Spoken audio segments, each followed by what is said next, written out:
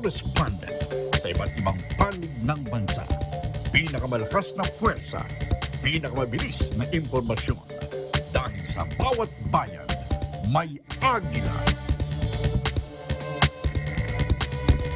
Diyan padalabong sa mga taga-Subanen, napiyang algaw sa mga Itawi, siyong otong karaw sa mga Tibuli, payo timigin sa mga teruray at maupay nga kulop sa mga waray. Magandang hapon Pilipinas, narito na ang mga pangunahing balita mula sa iba't ibang lalawigan, hatid ng ating mga Agila correspondents sa iba't ibang sulok ng bansa. Sa ating headlines. North Cotabato isinailalim na sa preemptive community quarantine bilang preventive measure laban sa COVID-19. Bilang ng person under monitoring ng COVID-19 sa Calbayog City, tumaas. Emergency curfew hour ipinatupad sa Labason, Zamboanga del Norte. Sa Bislig City, Surigao del Sur, patuloy pa rin ang isinasagawang African Swine Fever Inspection ng City Veterinary Services Office.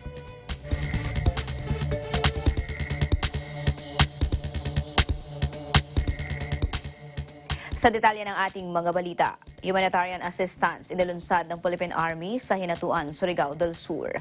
May detalye si Lenlen Rosales. Matagumpay na inilunsad ng 75th Infantry Battalion ng Philippine Army ang isang humanitarian assistance sa kabila ng paglaganap ng COVID-19 sa bansa. Katuwang ang lokal na pamahalaan ng Hinatuan, Surigao del Sur at iba pang ahensya sa paghahatid ng tulong sa iba't ibang barangay na sakop ng Hinatuan. Tinawag na Buligda o Building Unity Linkages for Inclusive Growth and Development Acceleration na naglalayong abutin ng serbisyo ang mga kababayan nating nasa malalayong lugar. Sa ngayon ay may 2 barangay nang natulungan ang proyekto ng Army at umaasa na lahat ng barangay na sakop ng Hinatuan ay kanilang maaabot. Matapos ang humanitarian assistance na ito ay pansamantala munang inihinto ang pagbibigay tulong sa ating mga kababayan bilang pag-ingat ng COVID-19. Nagpapasalamat naman si Mayor Shem Garay at Lieutenant Colonel Warren Munda sa iba't ibang ahensyang tumulong sa pag-aabot ng tulong sa ating mga kababayan. Mula dito sa Hinatuan, Surigao del Sur para sa Eagle News, Lenlen Rosales, we live in interesting times. Sa North Cotabato, isinailalim na rin sa preemptive community quarantine bilang preemptive measure laban sa COVID-19. May detalye si Rooney June Otero. Sa pamamagitan ng Executive Order No. 21 Series of 2020 na inisyu ni Gobernador Nancy Catamco ng North Cotabato, isinailalim na sa preemptive community quarantine ang lalawigan bilang hakbang ng provincial government na labanan ang COVID-19.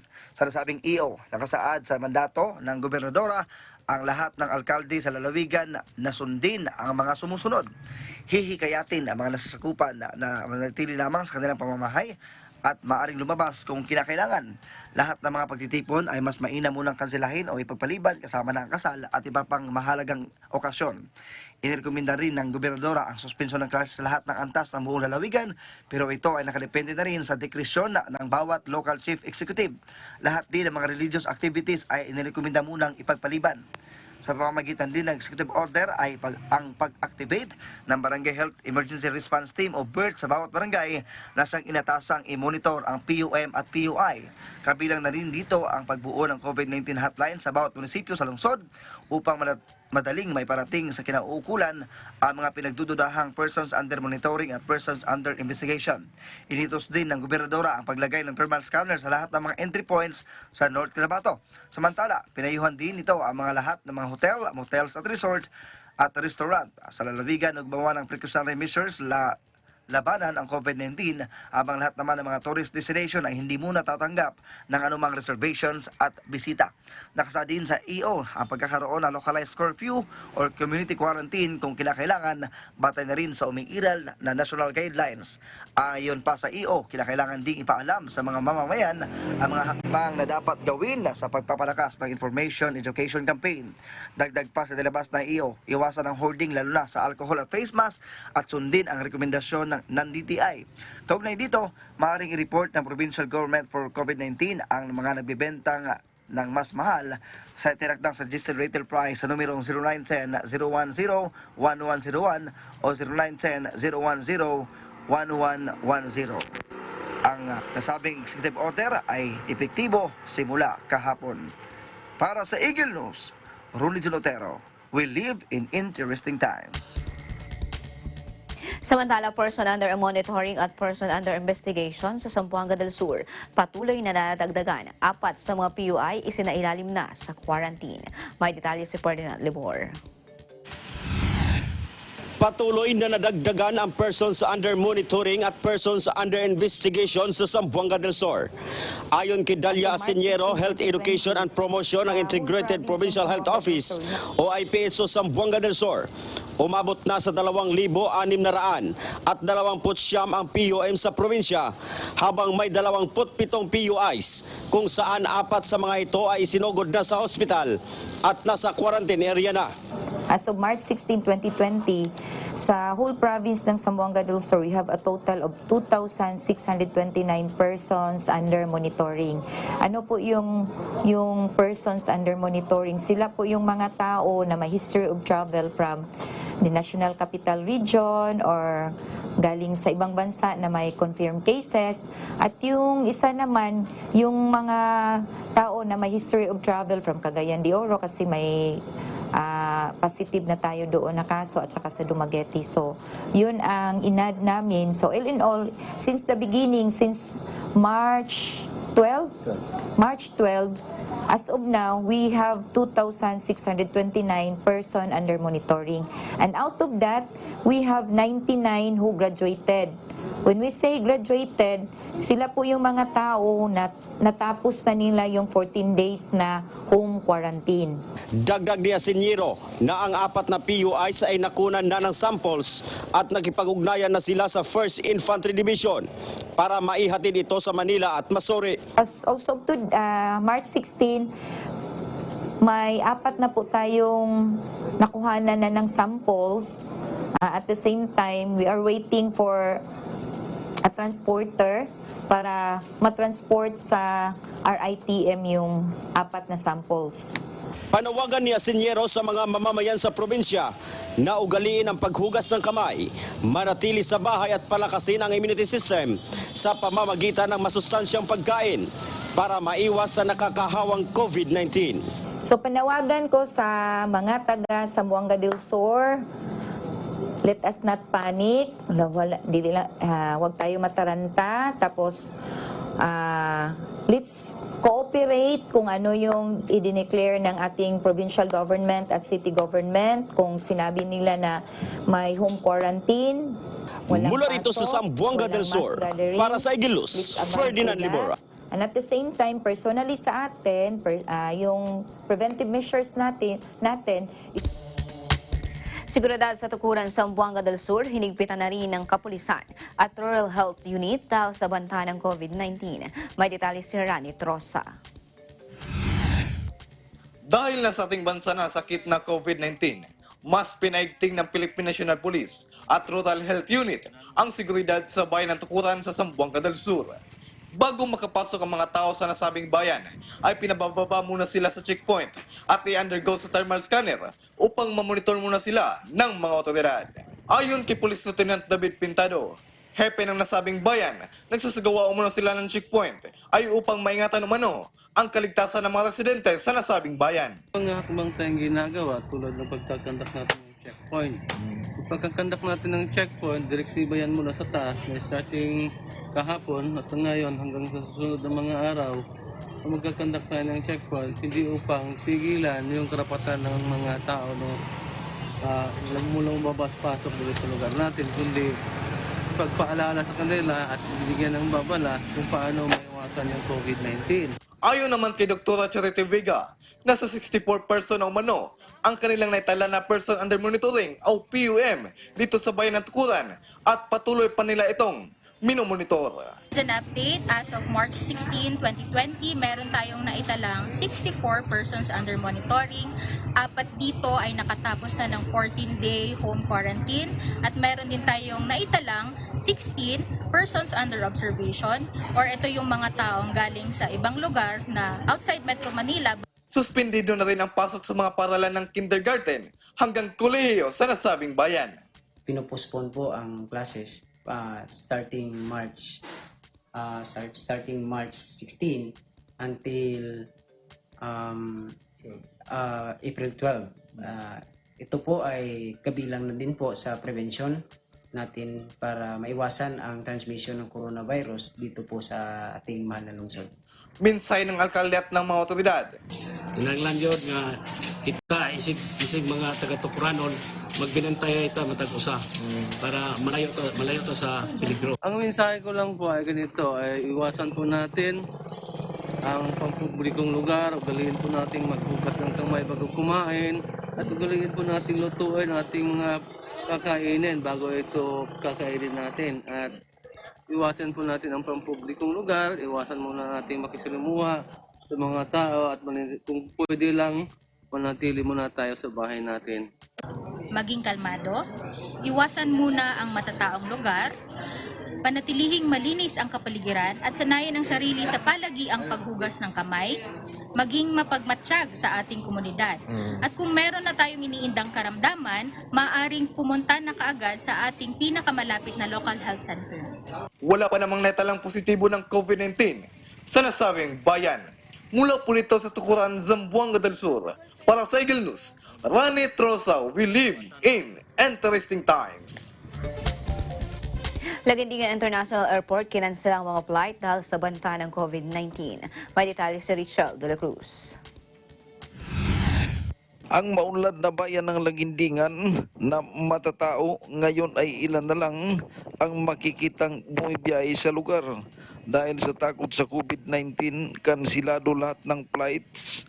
Ang mga magagandang tanawin malapit sa International Airport ay pansamantalang hindi papasukan ng mga bisita. Ang mga palengke sa lugar na dating dinadayo ng mga kapitalista sa mga piling araw, kansilado na rin. Ayon kay Attorney Roy Macua, Vice Mayor sa bayan ng Lagindingan, nananawagan ito sa kanyang mga kababayan maging kalapit na bayan na manatili muna sa tahanan kasama ang pamilya, sundin ang mga utos ng gobyerno para ligtas ang pamilya sa nagpatuloy na banta ng COVID-19. Para sa mga kababayan natin, Chard, hindi lang sa Lagindingan at sa mga neighboring municipalities natin sa bayan ng Lagindingan, kung maaari, manatili tayo sa ating mga bahay para makaiwas tayo sa sakunang ito.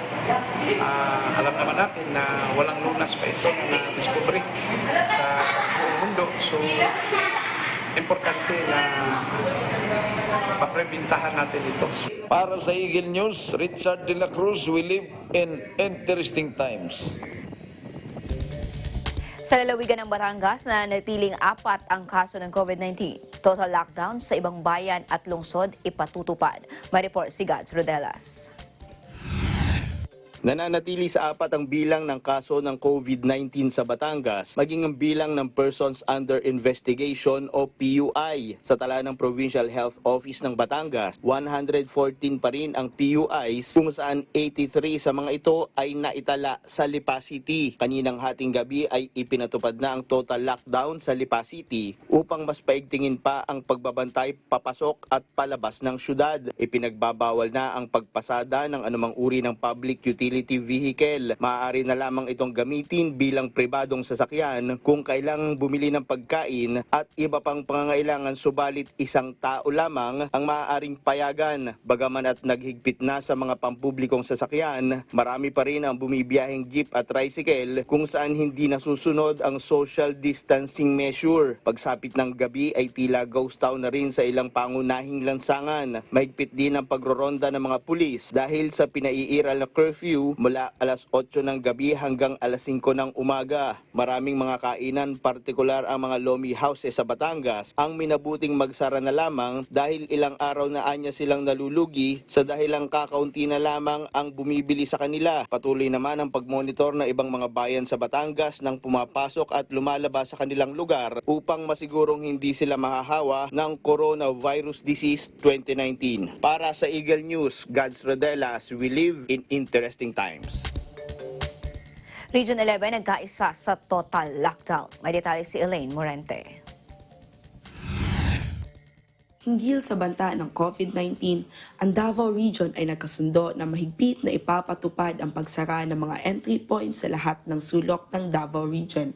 Itinalaga si Mayor Sara Duterte bilang chairperson sa pamamagitan ng unanimous decision of the members of both councils. Magkakaroon ng suspensyon sa land, sea at domestic air sa loob ng 14 na araw at posibleng bababa sa 7 araw pagkatapos ng pagsusuri ng infectious disease specialist consultant. Magsisimula ang lockdown ngayong Huwebes, Marso 19, taong 2020. Ang bawat tao ay maaari makalabas ng Region 11 anumang oras, ngunit hindi na maaari makabalik simula ng Marso 19, taong 2020 at sa susunod na 14 na araw. Para sa Eagle News, Elaine Morente, we live in interesting times. Bilang ng person under monitoring ng COVID-19 sa Calbayog City, tumaas. May report si Miriam Timan. Nilagdaan ni Mayor Ronaldo P. Aquino ang karagdagang panukala laban sa COVID-19 na tinalakay ng Interagency Task Force. Nakasaad dito na ang sinumang darating sa Calbayog, residente man o hindi, ay sasailalim sa self-quarantine. Ang person under monitoring o PUM at person under investigation o PUI na hindi sasailalim sa 14-day voluntary quarantine ay huhulihin at dadalhin sa pasilidad ng PNP. Ipatutupad ang curfew sa mga minor de edad, 6 p.m. to 6 a.m. at 9 p.m. to 5 a.m. naman ang mga matanda. Kung sino mang lalabag dito ay kinakailangang sumailalim sa 2 oras na community work bilang parusa. Anumang bangka o sasakyang pangdagat na mula sa Masbate o Cebu ay hindi maaaring dumaong sa pantalan maliban na lamang kung ito ay may mga produktong pagkain at basic goods. Habang ang mga may negosyo ay kinakailangan magsuot ng protective equipment.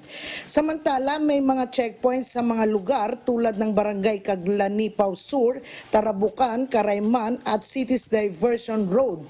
Ito ay binubuo ng PNP, CHO, BFP, CDRRMO at Kapuso, relyebo kada 12 oras. Maliban sa PNP, ang mga barangay officials at tanod ay magsasatupad din. Ang mga bus na hindi titigil ng Calbayog ay hindi na maaaring dumaan sa city proper kung hindi sa diversion na sila dadaan. Abala ang mga taga-Interagency Task Force Command Center sa pagmomonitor ng mga PUM at PUI dito sa nasabing syudad. Mula dito sa Calbayog City para sa Eagle News, Miriam Timan, I am one with 25. Probinsya ng Zamboanga del Sur isinailalim na sa community quarantine. May detalye si Brian Galiangao. Todo bantay kalusugan ngayon ang lokal na pamahalaan ng Pagadian, maging sa buong probinsya ng Zamboanga del Sur. Nadeklara na kasi ang community quarantine sa buong probinsya na pagbabawal sa pagpapasok dito sakay ang barko, eroplano at buses na mga galing sa iba't ibang lugar, lalo na sa mga naka-alert status na rin dahil sa COVID-19. Sa Executive Order 2020-06 na nilagdaan ni Governor Victor J.U., nakasaad din dito ang ilang mga mahahalagang impormasyon upang maiwas ang publiko sa posibleng pagkalat ng nasabing sakit. Gaya ng inaasahan, base na rin sa batas pangkalusugan, kansilado lahat ng mga malalaking aktibidad gaya ng graduation ceremonies, convention at ilang mga pagtitipon ng mga NGOs at government activities. Pero hindi naman raw gaanong strikto ang probinsya sa mga pagtitipon ng mga religious sector. Anya, ito raw kasi ang panahon na kinakailangan ito ng mga mananamba. Ang importante lamang daw ay masunod ito ang proseso para maiwas sa hawaan at dapat may social distancing. Sa Pagadian City naman, nagpalabas rin si Mayor Samico ng kautusan sa pamamagitan Executive Order No. 14, Series of 2020 na State of Local Public Health Emergency. Alinsunod na rin sa deklarasyon ni Pangulong Duterte sa buong bansa dahil sa mabilis na pagkalat ng virus. Nirequired din ng alkalde ang pagsusuot ng mask at paggamit ng tamang hygiene ng mga opisina ng NGO, LGU, resto bars, simbahan, offices, maging sa loob ng palengke at mga tricycle drivers. Inikot na rin ng PNP at Philippine Army ang ilang mga malalaki at maliliit na establishment upang paalalahanan ang lahat ukol sa executive order. Samantala, nasa mahigpit na pamamaraan na rin ang mga otoridad ngayon, lalo na sa mga exit points sa buong probinsya. May mga nakatalagang checkpoints na rin at testing examine para malaman at mamonitor ang mga taong daraan sa iba't ibang munisipyo sa loob mismo ng Zamboanga del Sur. Panawagan naman ng provincial government sa publiko na ugaliing maging health conscious at umiwas sa matataong lugar. Kung makaramdaman ng sintomas ay agad na ipaalam sa kinaukulan at kung maaari ay mag-self-quarantine na lamang. Paalala rin ng mga otoridad na kapag may babiyahe sa ibang munisipyo, lalo na sa mga may sakit na, ay agad raw itong isailalim sa quarantine. Ako si Brian Giliangao para sa Eagle News. We lived in interesting times. Isang bus company sa Cordova City apektado dahil sa ipinatutupad ng curfew hour sa probinsya ng South Cotabato. May detalye si Sophia K. Pilio. Apektado ang isang bus company sa Cordova City dahil sa ipinatupad na curfew hour sa probinsya ng South Cotabato. Ang nasabing curfew ay mula 7:00 ng gabi hanggang 5:00 ng umaga.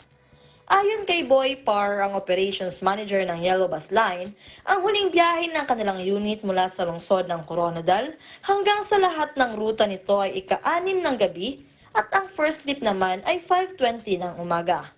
Ayon din sa kanila ay tiyak na magiging mababa ang kita nila habang ipinatutupad ang curfew na ito. Mula dito sa Coronadal City, South Cotabato, ako si Sofia Kitpilio para sa Eagle News. Bilang ng persons under monitoring sa COVID-19 sa northern part ng Iloilo, umabot na sa 329. May report si Angela Marie Jordan. Umabot na sa 329 ang persons under monitoring sa northern part ng Iloilo. Ito ay nagmula sa ilang bayan rito.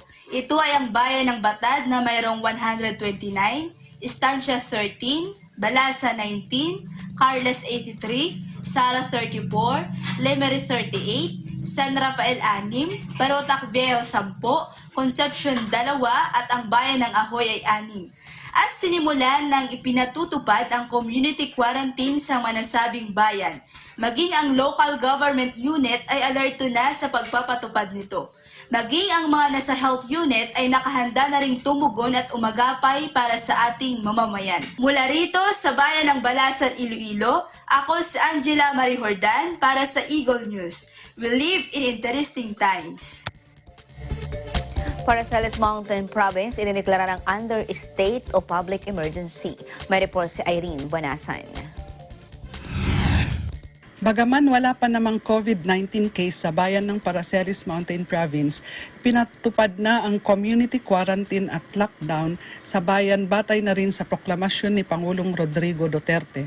Sa ating pakikipanayam kay Mayor Marcos Ayangwa, napag-alaman natin na naitatag na nila ang Incident Command System o ICS para sa COVID-19.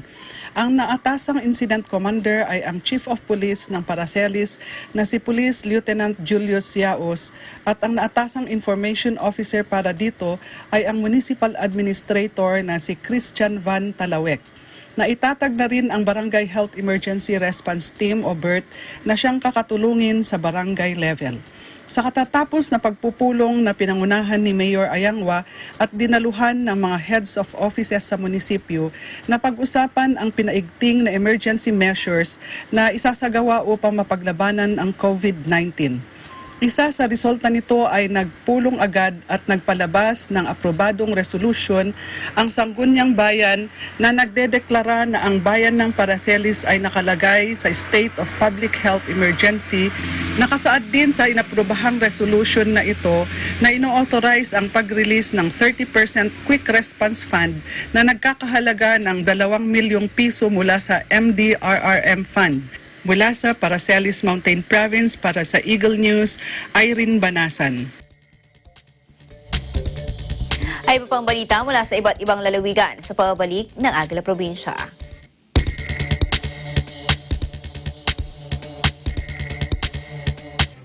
Events happen around us all the time.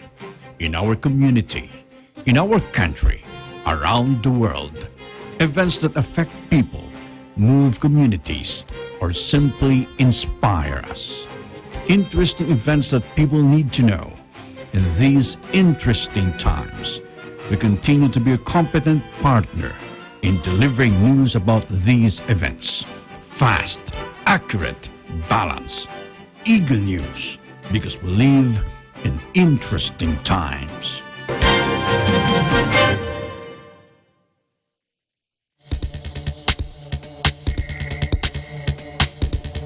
Flashing sa public plaza at munisipyo isinagawa sa Bago City, Negros Occidental.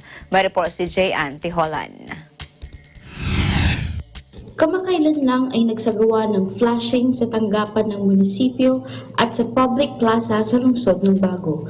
Para patuloy na isagawa ang nasabing aktibidad, naglunsad ang pamahalaan ng lungsod ng flashing o disinfecting sa kanilang public market para patuloy na maiwasan ang lumalaganap na sakit sa buong mundo na COVID-19 o Coronavirus Disease 2019 na siyang ikinababahala ng maraming tao. JNT Holland para sa Eagle News, I am 1 with 25. 55 piraso ng double-layered cloth mask ipinamigay ng SK ng Barangay Mental, Davao City. May detalye si Sergio ay magpatok. Ang sangguniang kabataan ng Barangay Mintal sa lungsod ng Davao ay namahagi ng 55 piraso ng double-layered cloth mask sa mga first aid responders, tanod, barangay health workers at barangay staff. Magkakaroon rin ng second batch na ipamamahagi sa mga taong nangangailangan. Ang nasabing proyekto ay di galing sa pondo ng barangay. Malaki ang pasasalamat nila sa mga tumulong sa kanila sa pagpapahiram ng sewing machine, sa paggabay sa kanila sa mga dapat gawin at sa pagsuporta na ibinigay ng mga kinauukulan para sa mga kinakailangang materyales. Mula dito sa Davao City para sa Eagle News, Joy Magpatok. Bayan ng San Francisco, Aurora, Quezon, nagpatupad ng enhanced community quarantine para sa COVID-19. May detalye si Val de los Reyes.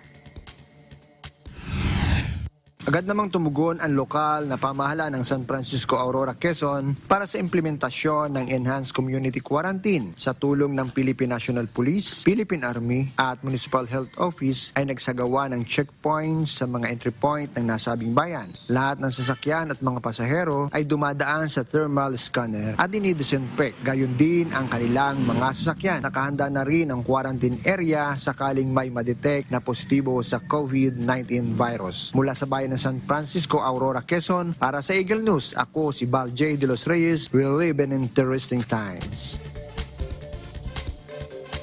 Emergency curfew hour ipinatupad ni Mayor Eddie Kimbo sa Labason, Zamboanga del Norte. May detalye si Elmi Elio.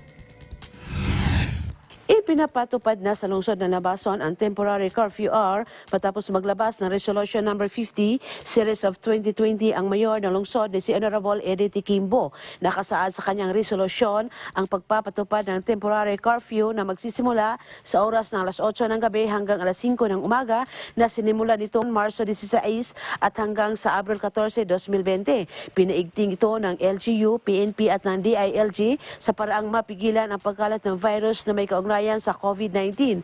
Naglibot ang Interagency Task Force sa buong lungsod upang ipaalam sa mga naninirahan ang ukol sa ipinalabas na emergency curfew hour. Ipinasara ng maaga ang mga video okay bars, internet cafe at pinauuwi ng maaga sa kanilang tirahan ang mga nasa daan pang naglalakad.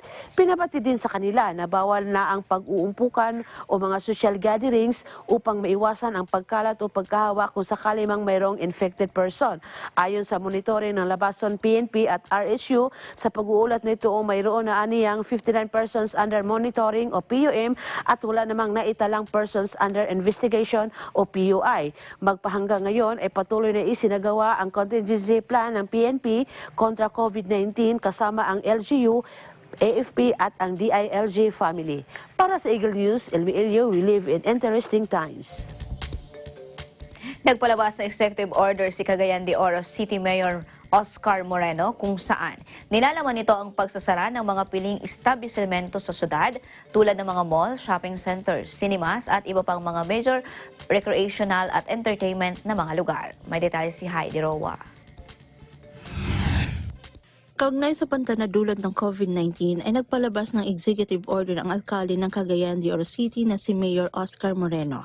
Ang nilalaman ng implementing order ay ang ukos sa pagsasara ng mga piling establishmento tulad ng mga malls, shopping centers, cinemas at iba pang mga major recreational and entertainment na mga lugar.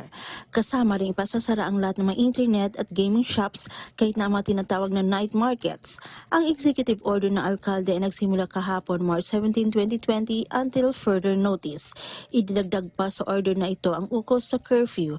Magsisimula ang curfew sa lalawigan sa oras na ikalas-10 ng gabi at matatapos sa ikalas-5 ng umaga. Ang curfew ay aplikable sa lahat ng edad at kasarian. Exempted naman sa nabanggit na curfew ang mga sumusunod: 24/7 convenience stores, tindahan na malapit sa mga terminals, pharmacies at mga katulad nito.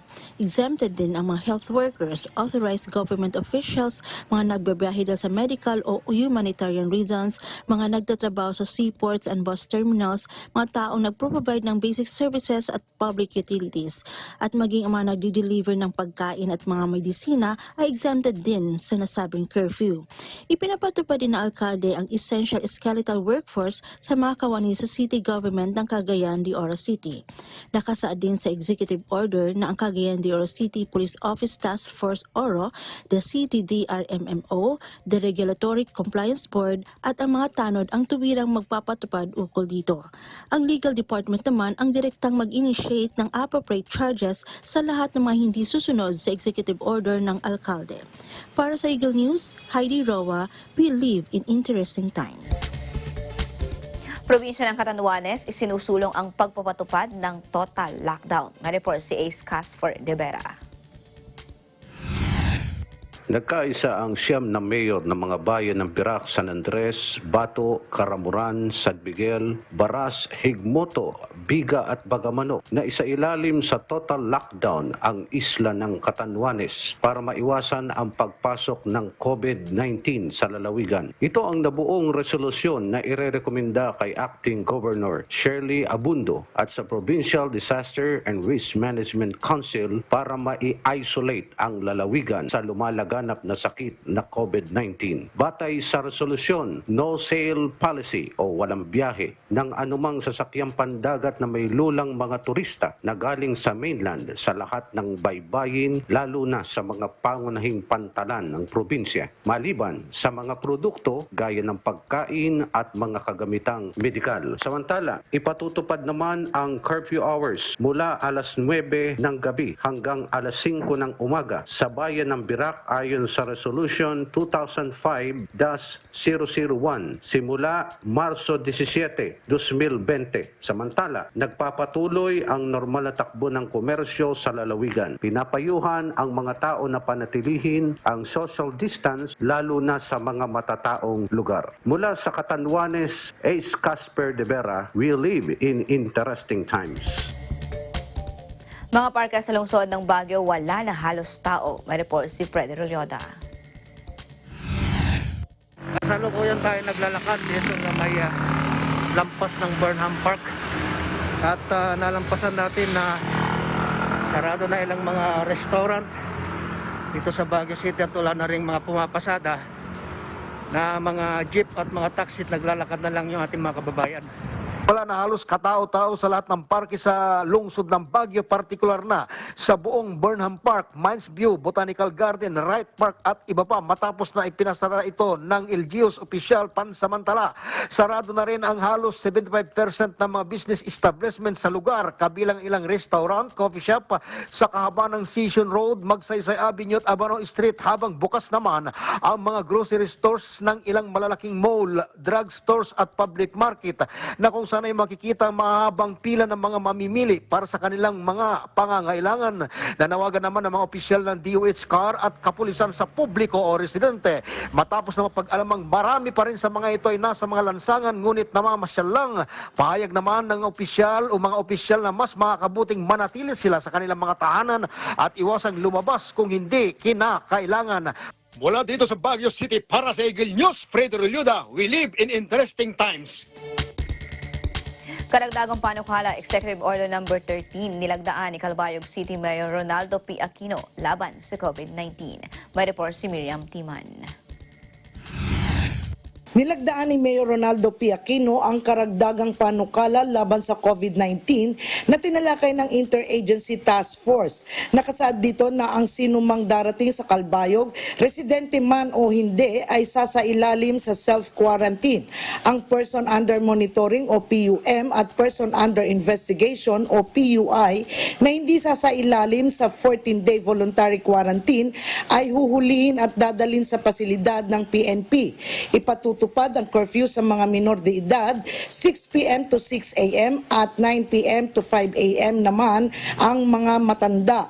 Kung sino mang lalabag dito ay kinakailangang sumailalim sa 2 oras na community work bilang parusa.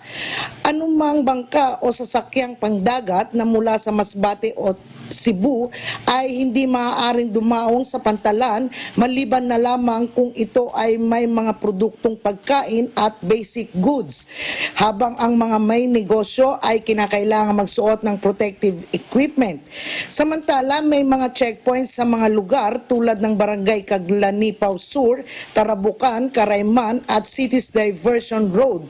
Ito ay binubuo ng PNP, CHO, BFP, CDRRMO at Kapuso, relievo kada 12 oras.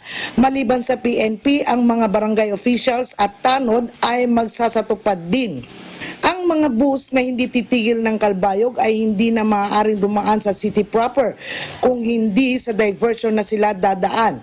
Abala ang mga taga-Interagency Task Force Command Center sa pagmomonitor ng mga PUM at PUI dito sa nasabing syudad. Mula dito sa Calbayog City para sa Eagle News, Miriam Timan, I am one with 25. Sa Bislig City, Surigao del Sur, patuloy pa rin ang isinasagawang African Swine Fever Inspection ng City Veterinary Services Office. May detalye si Lenlen Rosales. Tuloy-tuloy pa rin ang African Swine Fever or ASF inspection ng City Veterinary Services Office dito sa Bislig City, Surigao del Sur. Mahigit 1 buwan ang nakalipas nang sinimulan ang ganitong inspeksyon. Lahat ng dumadaang sasakyan may karga mga baboy, buhay man o karne na ay kinakailangang huminto para sa inspeksyon. Isa sa mga requirements ay certificate mula sa veterinarian. Kinakailangan rin ang shipping permit galing sa Bureau of Animal Industry Quarantine Officer na pinapayagang ibiyahe ang mga baboy o karanihan ng baboy. Sa kasalukuyan ay wala pang opisyal na kaso ukol sa pagkakaroon ng African Swine Fever dito sa Bislig City, Surigao del Sur. Mula sa Bislig City para sa Eagle News, Lenlen Rosales, we live in interesting times. Curfew hours mas lalo pang pinaigting sa Tiwi, Albay. May report si Vincent Mendoza. Mas lalo pang pinaigting ang curfew hours dito sa bayan ng Tiwi sa Albay. Kung dati ay mula alas 9 ng gabi hanggang alas 4 ng umaga, ngayon ay mas pinaaga na mula alas 8 ng gabi hanggang alas 5 ng umaga. Hinigpitan na rin ang checkpoint sa nasabing lugar, katuwang ang mga barangay tanod sa pagpapatupad ng enhanced community quarantine. Samantala, nagpatupad na rin ng temporary closure ang ilang malls dito sa Albay. Kaugnay pa rin ang paghahanda sa COVID-19. Subalit mananatili pa rin bukas sa publiko ang mga pangunahing kailangan tulad ng supermarket, drugstore at ilang bangko. Para sa Eagle News, ako si Vincent Mendoza. We live in interesting times. Sitwasyon ng Mamburao sa ilalim ng Enhanced Community Quarantine ipinatutupad sa bayan ng Mamburao Occidental, Mindoro. May report si Johan Dagandan. Ngayong araw na ito dito sa bayan ng Mamburao Occidental, Mindoro, kapansin-pansin na ang mga lansangan at ang National Road na dating maraming dumadaang mga sasakyan at matataong lugar ay tila nagmistulang ghost town. Walang masyadong tao na naglalakad sa mga kalye, walang namamasad ang tricycle, at walang nagbabiyahe ng mga buses at van dahil mahigpit na ipinatutupad ng lokal na pamahalaan ang Enhanced Community Quarantine. At ang mga kababayan natin dito ay nakikiisa sa gobyerno sa implementasyon nito sa lalawigan laban sa lumalaganap na sakit na COVID-19. May ipinamamahagi din ng mga barangay officials sa mga mamamayan dito o mga residente dito na barangay passes na maaaring ipakita sa mga checkpoints upang makauwi o makabalik sila sa kanilang mga tahanan. Mula dito sa Mamburao, Occidental Mindoro, para sa Eagle News, ako si Johan Dagandan. We live in interesting times. Davao del Sur isinailalim na rin sa community quarantine upang labanan ang COVID-19. May detalye si Rooney June Otero. Ipinasya ng provincial government ng Davao del Sur sa pamamagitan ni Gobernador Douglas Cagas na isailalim na sa community quarantine ang buong lalawigan ng Davao del Sur. Sa pamamagitan ng Executive Order No. 23, pinirmahan ng Gobernador na isailalim sa community quarantine ang lalawigan bilang hakbang ng provincial government laban sa banta ng COVID-19. Sa nasabing Executive Order, nakasaad ang mandato ng Gobernador sa lahat ng alkalde sa lalawigan na sundin ang mga sumusunod. Inirekomenda ng Gobernador ang suspensyon ng klase sa lahat ng antas ng buong lalawigan, pero ito ay nakadepende pa rin sa direksyon ng bawat local chief executive. Hikayatin ang mga nasasakupan nito mananatili muna sa kanilang pamamahay at maaari lamang lumabas kung papunta ng trabaho, mamili ng mga pangangailangan at pumunta sa mga pagamutan. Sa pamamagitan ng executive order ay pag-activate ng Barangay Health Emergency Response Team o BERT sa bawat barangay na siyang inatasang i-monitor ang mga persons under monitoring at persons under investigation. Kabilang rin dito ang pagbuo ng COVID-19 hotline sa bawat munisipyo sa lungsod upang madaling may parating sa kinauukulan ang mga pinagdududahang PUM at PUI. Nilagyan na rin ng mga thermal scanner ang lahat ng mga entry points sa lalawigan. Ang lahat ng mga hotels, motels, resort at restaurant sa lalawigan ay gumawa ng precautionary measures laban sa COVID-19 habang lahat naman ng mga beach resort ay binabawalan rin na tumanggap ng mga reservation ang mga guests. Nakasaad din sa executive order na magkakaroon ng localized curfew or community quarantine kung kinakailangan batay na rin sa umiiral na national guidelines. Ayon pa sa executive order, kinakailangan din na ipaalam sa mga mamamayan ang mga hakbang na dapat gawin upang labanan ng COVID-19, lalo na sa pagpapalakas ng information education campaign. Dagdag pa sa nilabas na executive order, iwasan ang hoarding, lalo na sa alcohol at face mask, at sundin ang rekomendasyon ng DTI na 2 bote lamang ng alcohol at isang face mask sa isang customer bawat araw. Mula dito sa Davao del Sur para sa Eagle News, Rooney Junotero, we live in interesting times. Social distancing ipinatutupad ng mga bus companies sa Pagadian City. Pagdidisinfect sa mga buses sinagawa rin para makaiwas sa COVID-19. May detalye si Ferdinand Libor. Ipinatupad ngayon ng mga bus company ang 1 seat apart bilang pagtugon sa social distancing para maiwas sa nakakahawang COVID-19. Ayon kay Roland Abalye, Operation Manager ng Rural Transit Mindanao Incorporated, bago pa man sasakay sa kanilang bus, ay pinaghuhugas muna nila ng kamay ang mga pasahero at pagkatapos ay lalagyan pa ng alkohol. Nag-provide kami og mga alcohols sa kada bus nga mobiyahe na nasa mga alcohol para sa pasahero o sa mga terminals na sa mga alcohol nga among gipang provide og nakamas na ang ato ang mga tao tanan para malikayan ang mao nga pag infection asimbako sa ato ang mga kauban o sa mga sumasakay nga mga pasahero. Dagdag ni Abalye na hanggang sa mga boundaries na lang sa mga karatig na probinsya ang kanilang biyahe kasunod na maglabas ng executive order ang mga gobernador sa pagbabawal ng biyahe papasok sa kanilang probinsya. In the province, dili sila magpasulod og sakyanan o mga passengers. So ang may tabo is ang among unit from province to province na lang. Dili na pwede mo lapas pa sa usa ka probinsya. Anya bago at pagkatapos bumiyahe ang kanilang mga buses ay nililinisan nila ng maayos at isailalim sa disinfectant para matiyak na walang virus na makapasok sa kanilang mga unit. Usa sa among gipatuman sa amo ang mga buses labi na karon sa crisis mao ang pag-disinfect namo sa among mga units. Ginaesprehan namo na kana siya og pangpawala or para seguridad nga walay virus nga makatapot or makasakay sa bus. So before and after sa amo ang bus nga i-dispatch naka-disinfect na siya. Panawagan ni Abalye sa mga pasahero na sumunod sa ipapatupad na kautusan ng mga otoridad tulad ng pag-fill up sa declaration form para hindi na matagalan sa mga itilagang checkpoints ng PNP at AFP. Sa atong mga pasahero, dili mi nato ni mahawag man siya og calamity, so follow na lang ta og unsay order o unsay mga gipatuman diha sa taga-health or sa pulis, ato na lang i-comply ug unsay ilang ipabuhat sa ato parang dili po kay madugay ang ato ang biyahe. Mula rito sa Zamboanga del Sur, para sa Igilus, Ferdinand Dibora. COVID-19 prevention ipinatupad sa probinsya ng Sorsogon. May report si Phoebe San Pedro. Dahil sa banta ng COVID-19 sa bansa at sa lalong tumataas na bilang ng mga nagpo-positibo, nagpalabas ng executive order si Governor Chis Escudero para sa prevention ng COVID sa probinsya ng Sorsogon. Kung matatandaan, isinailalim na ang NCR sa community quarantine. Dahil rito, maraming Bicolano ang umuwi sa kanilang probinsya at ang iba sa kanila ay umuwi ng Sorsogon. Kung kaya sa bisa ng executive order ay naglagay ng mga checkpoints sa iba't ibang munisipyo sa probinsya para sa mga biyahero. Mayroon din nakatalaga na quarantine areas para sa kanila. Nagkaroon rin ng suspension of classes in all levels of public and private schools mula March 10 hanggang April 15. Temporarily closed na rin ang mga tourist areas sa buong probinsya. Nagkaroon rin ng curfew hours mula 9 p.m. hanggang 5 a.m. kasabay ang ilan pang guideline. Bagamat wala pang confirmed cases, patuloy na pinag-iingat ang lahat sa banta ng COVID-19. Mula po dito sa Bulan Sorsogon, Feby San Pedro para sa Eagle News. We'll live for interesting times.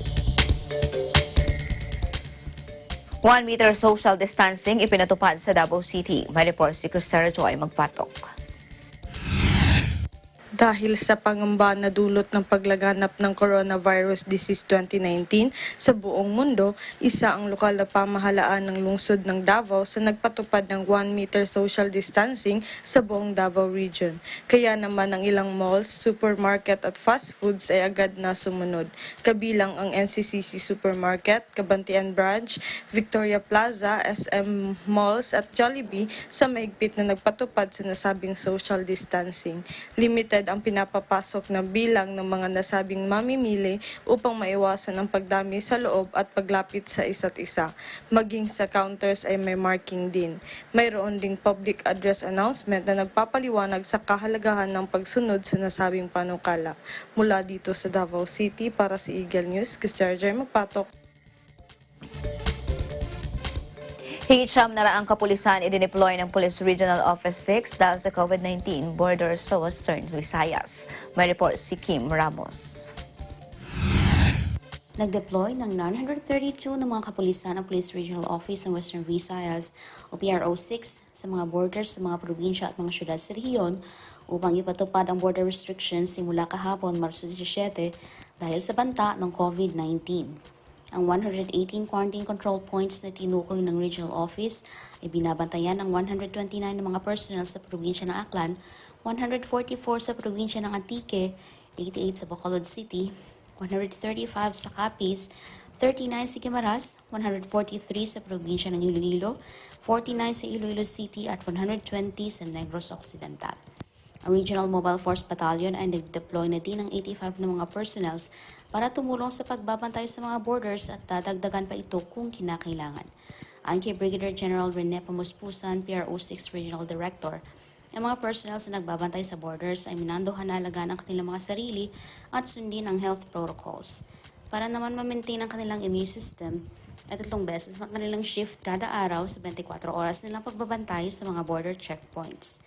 Kulang pa sa personal protective equipment o PPE ang mga personnels, kaya inabisuhan na lamang sila na gumamit ng mask at ng kanilang service uniform habang on duty.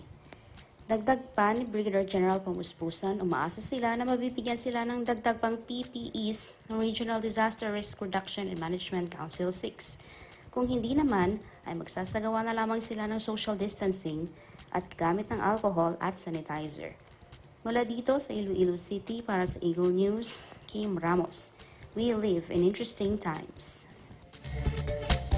Bayan ng Cordova sa lalawigan ng Cebu, sumailalim sa community quarantine. May report si Arnolpo Compuesto.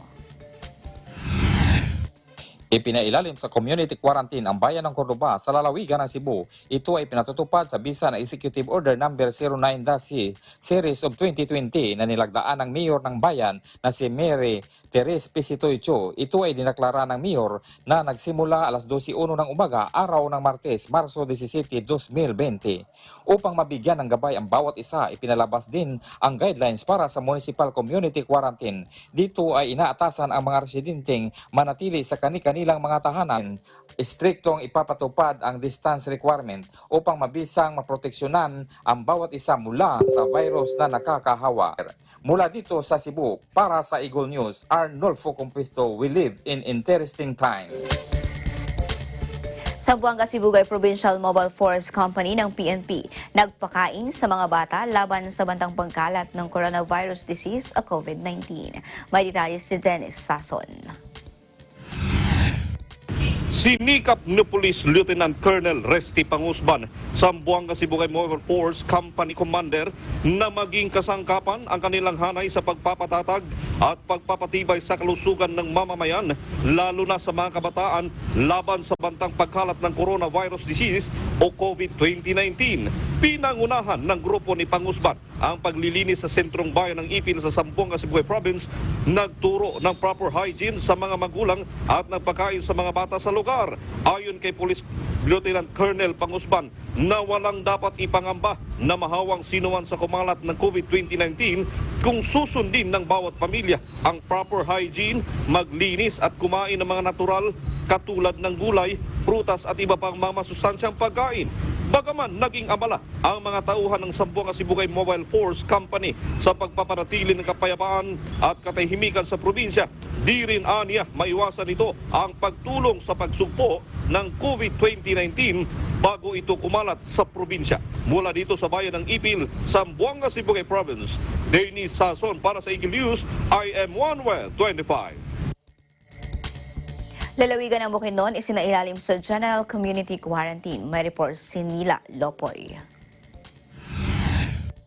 Nag-anunsyo si Gobernador Jose Maria Arzoberi Jr., Gobernador ng Probinsya ng Bukidnon, na under General Community Quarantine ang buong probinsya. Ang isa sa aga na tumugon ang Barangay Council ng Barangay Imbatog, Baongon, Bukidnon, na pinangunahan ng kanilang Barangay Captain na si Honorable Gilvis A. Vergara. Bahagi ng precautionary measure ay nahigpit ng checkpoint ang mga otoridad mula sa bayan ng Libuna, papasok ng bayan ng Baongon at mula sa Cagayan de Oro City, papasok ng Baongon. Layunin ng mga otoridad na wala nang makapasok ng ibang tao mula sa ibang lungsod o probinsya ng kanilang komunidad. Naghigpit ng pinagbabawas sa mga kabataan o minor de edad na gumala pa lalo kung walang valid na rason. At naglimita din sila ng mga tao na bumaba sa Cagayan de Oro City o pumunta sa ibang munisipyo. Inabisuhan ang mga residente na manatili na lamang sa kanilang tahanan kung kinakailangan. Samantala, nag-disinfectant din ang mga kinaukulan ng mga pasahero at sila ay obligadong bumaba. Mula po dito sa Baongon, Bukidnon, para sa Eagle News, ako si Nela Lupoy. We live in interesting times. LTFRB Regional Director ipinag-utos sa lahat ng operator ng sasakyan na maglinis. May detalye si Richard de la Cruz. Nagkaisa na ang iba't ibang ahensya ng gobyerno malabanan ng patuloy na banta ng COVID-19. Si Regional Director Aminuddin Guro ng LTFRB ipinag-utos sa lahat ng mga operator ng sasakyan maglinis bago magbiyahe para ligtas ang mga pauwi sa iba't ibang lugar ng Northern Mindanao. Nagbabala din ito sa mga operator na hindi susunod, maaaring mapatawan ng parusa at dahil sa naunawaan ng lahat ang banta ng COVID-19 na delikado sa mamamayan. Lahat ng mga operator ay suportado ang Land Franchising Regulatory Board Regional Director.